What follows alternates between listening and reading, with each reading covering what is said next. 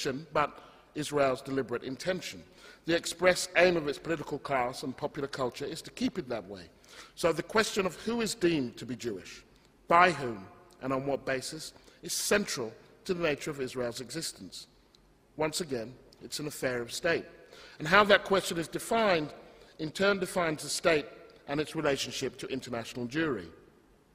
That definition takes place at the margins, the point at which someone may be included or excluded. But it is of the utmost importance to the core, for what it means to be let inside is shaped to no small degree by what it means to be left, what it takes to be left outside.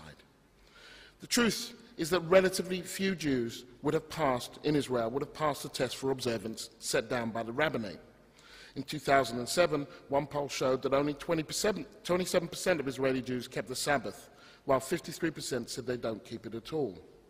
But if the core makes little sense without the margins, the effort to definitively establish where those margins lie all too often produce nonsensical results. The rabbinate's stiffer criteria for recognizing conversions and acknowledging Jewish heritage would, according to one campaigner, exclude 80% of the American Jewish Federation, the pillars of American Jewry, who conduct the country's principal philanthropic and cultural organizations. The problem I have is not proving that people are Jewish, explains Rabbi Shal Farber, whose organization helps Jews navigate the demands of the rabbinate. The problem is certifying that they are Jewish to a certain threshold. And the trouble is, that threshold keeps changing. Which brings us to the second point, that the definition of what constitutes inclusion in the margins, as opposed to the core, is invariably highly subjective and problematic. The lines we draw to categorize human difference are never straight and always blurred. Trying to make sense of human difference is a valiant and important effort, but just because we find words for things doesn't necessarily mean that we have found meaning for them. The relationship between what we see and what we know is never settled, wrote John Berger in Ways of Seeing. The ways we see things is affected by what we know or what we believe. Just a few examples. The French government's efforts to combat Islamic extremism by banning headscarves in schools was not triggered by girls whose fundamentalist parents made them cover up. It was triggered by a case of two converts to Islam whose father is a Sephardic Jew, who didn't want them to wear the veil, but respected their right to do so. And even those categories with which we are most familiar and most comfortable can prove less certain than most thought. The 800-meter women's world champion, South African Caster Semenya, had to undergo gender verification tests last year to prove she was actually a woman. If it's a natural thing and the athlete has always thought she's a woman or been a woman, it's not exactly cheating, explained a spokesperson for the International Association of Athletics Federations.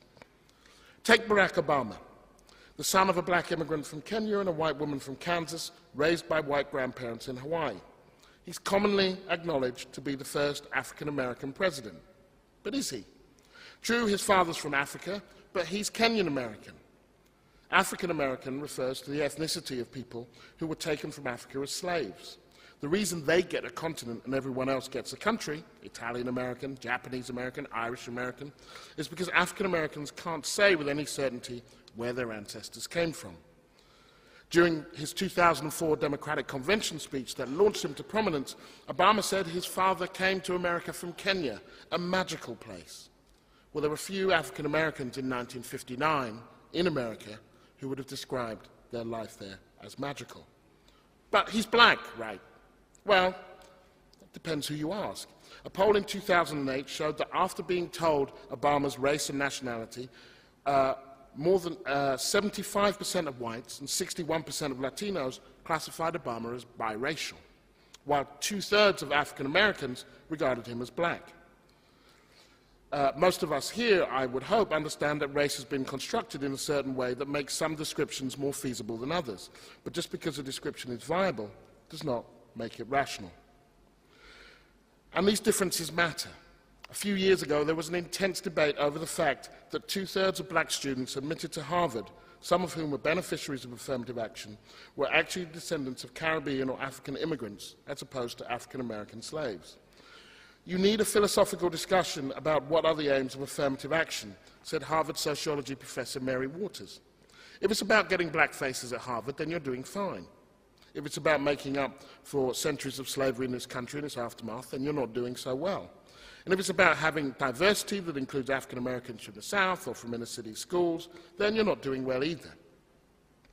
In the past, all too often, we have referred to Asian when we meant Muslim, Muslim when we meant Pakistani, urban when we meant black, black when we meant youth, Western when we meant European, or British when, or alternative where we meant gay, to name just a few examples. And we also have to recognize that we have multiple identities. We are many things at once, and at all times we are the same thing, ourselves. A black man, a white woman, a straight Sikh, a gay millionaire. In all sorts of ways, it's possible for us to simultaneously occupy the core and the margins. Also, one of the problems with diversity as it's currently understood is that it can often take precious little account of economic difference, an omission that particularly leaves the white working class stranded without a sponsor. In the world of multiculturalism, as it is often portrayed, they are assumed to have no culture. They are told that their whiteness is a mark of relative power they've never felt, and may be led to believe that their whiteness is a signatory for potential bigotry that they may not harbour. Caught in a pincer between the battle for scarce resources and the battle for equality, they can find themselves not arguing for more resources, but against others getting their cut. They experience race and class, sometimes not as identities, but as a perceived grievance, which the right, or the far right, are only too happy to leverage for political gain. Now, the fact that we have a multitude of affiliations doesn't mean that certain identities might not come to the fore at certain moments. But any attempt to diminish that multiplicity or to rank identities into some preordained or definitive hierarchy would inevitably end in distortion.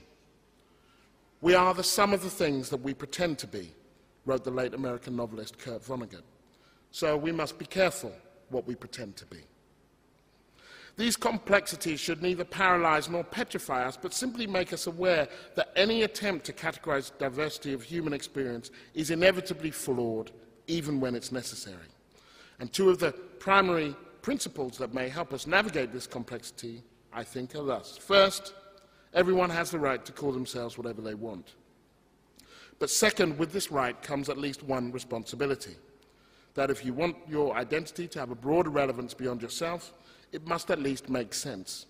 And to make sense, in the words of philosopher Anthony Appiah, it must be an identity constructed in response to facts outside oneself, things that are beyond one's own choices.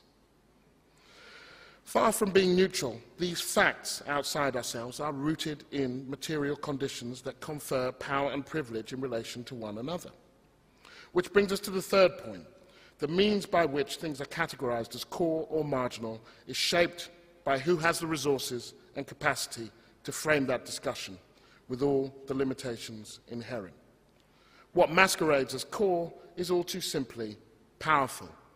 When I used to live in England more often, I used to hear mainstream as a synonym for white. Any push for diversity that refuses to challenge that power structure is really not worthy of the name. We don't need institutions that look different and behave the same. To create them is to mistake equal opportunities for photo opportunities. And there are two main problems with this. First, like any marketing ploy, it leaves many cynical and paves the way for a backlash. But second, it is of absolutely no use to those who are underrepresented to have the underlying reasons why some groups are not recruited or promoted or retained or represented or left intact, while a few identifiable faces are moved to more prominent places. Such institutional cosmetics ill-disguise a social and pervasive mindset in which the margins are subject to relentless examination, while the core coasts by with eternal presumption. Nobody asks, when did you first realize you were straight? Or how do you balance fatherhood and work? Only when the lions write history, goes the African proverb, will the hunters cease to be the heroes. But the hunters are still out there. And nowhere has this been more evident than in discussions about the position of Islam and Muslims, both in Britain in particular and Europe in general. In Britain, the emergence of homegrown bombers from the Muslim community has been mentioned as though this is a new development, when in fact we have been growing our own bombers here for years. Indeed, we have a whole evening dedicated to one. It's called Guy